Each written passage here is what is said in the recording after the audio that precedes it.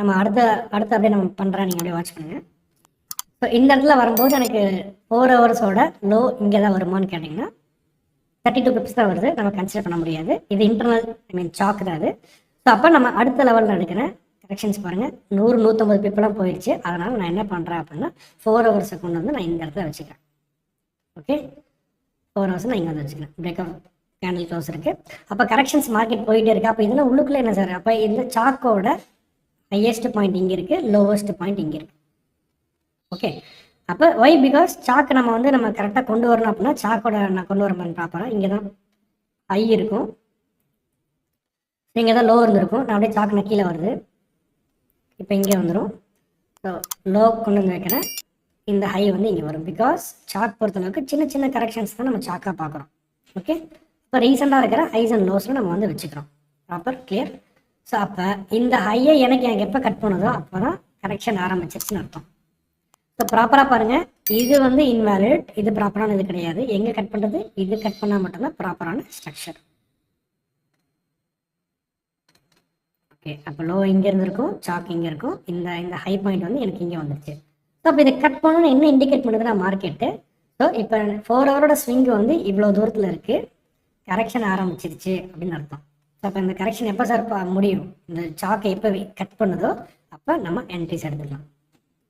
அப்போ இந்த என்ட்ரி பார்க்கும்போது டிஸ்கவுண்ட் ப்ரீமியம் ப்ரைஸிங் பார்க்கணும், அதை கன்ஃபியூஸ் பண்ண வரல. பட் இதுதான் சார் கான்செப்ட். அப்போ இந்த சாக் எங்கே சார் இதிலே முடியுது, இதில் எக்ஸ்பிளைன் பண்ணுங்க அப்படின்னீங்கன்னா, ஸோ இந்த ஹை இங்கே போகும், லோ வந்து இங்கே இருக்கும். கேண்டில் ஸ்டிக்ஸ் வச்சு பார்க்குறேன். இந்த ஹையை மார்க்கெட் கட் பண்ணிடுச்சு, அதனால் அந்த ஹையை அங்கே வச்சுக்கிறேன். லோவை கொண்டு வந்து நான் வந்து இந்த இடத்துல வைக்கிறேன். ஒய் பிகாஸ் ரீசெண்டாக இருக்கிற லோ இந்த இடத்துல பாருங்கள், மார்க்கெட் சின்னதாக லோ கொடுத்துட்டு போகிறனால மேலேருந்து கீழே எந்த ஸ்விங்கில் தான் பார்க்கணும். இப்படி மார்க்கெட் பண்ணி போயிருக்குன்னா நான் இந்த லெக்கில் தான் பார்க்கணும். இந்த லெக்கில் ஹை இருக்குன்னா லோ கொண்டு வந்து இங்கே வச்சிடக்கூடாது, இங்கே தான் லோ. ஓகேங்களா? ஸோ அதனால் மார்க்கெட்டில் வந்து ஸ்விங் நான் இப்போ லைன் சார்ட்டாக வந்து உங்களுக்கு புரியும். இந்த இடம் இப்படி போகிற வழியில் மார்க்கெட்டு சின்னதாக மார்க்கெட் மேலே போயிருக்கு. ஸோ இந்த இடம் உங்களுக்கு கன்ஃபியூஸ் பண்ணுற மாதிரி இருக்கும். பட் எக்ஸாக்டாக என்ன நடந்துக்குன்னு பாருங்கள். இப்படி போயிருக்க மார்க்கெட். அப்போ மேலேருந்து வரும்போது எனக்கு இதுதான் லோவாக இருக்குது, அதுக்கப்புறம் இந்த லோ, அதுக்கப்புறம் இந்த லோ. ஸோ ஃபஸ்ட்டாக இருக்க லோ இதுதான். அப்போ நான் இங்கே தான் வைக்கணும் மார்க்கெட்டை. ஸோ எனக்கு அங்கே நான் வச்சேன் அப்படின்னா ஆட்டோமேட்டிக்காக வந்து எனக்கு அங்கேயே எனக்கு வந்து இன்டர்னலாக சேஞ்ச் ஆச்சு, விச் இஸ் ஸ்டாக்.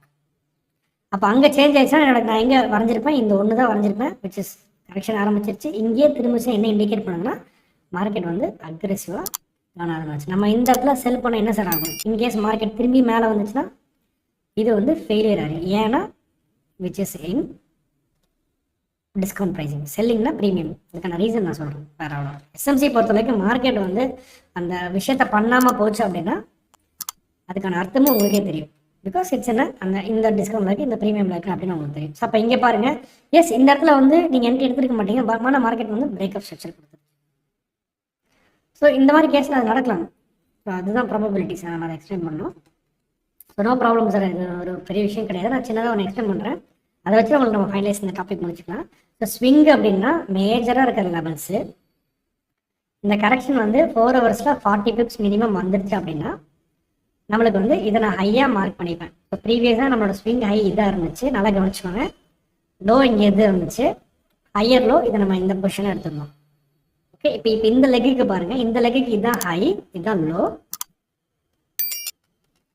ஏன் நான் இதை லோ ஹையாக எடுக்கிறேன் அப்படின்னா விச் இஸ் எனக்கு வேலிடாக 40 பிப்ஸ் மார்க்கெட் கரெக்ஷன்ஸ் கொடுத்துருச்சு, அதனால் இதை நான் வேலிடாக எடுத்துட்டேன். அதுக்கப்புறம் மார்க்கெட் வந்து உள்ளுக்குள்ளேயே சின்னதாக கரெக்ஷன்ஸ் வருது அப்படின்னா விச் இஸ் ஸ்டாக்.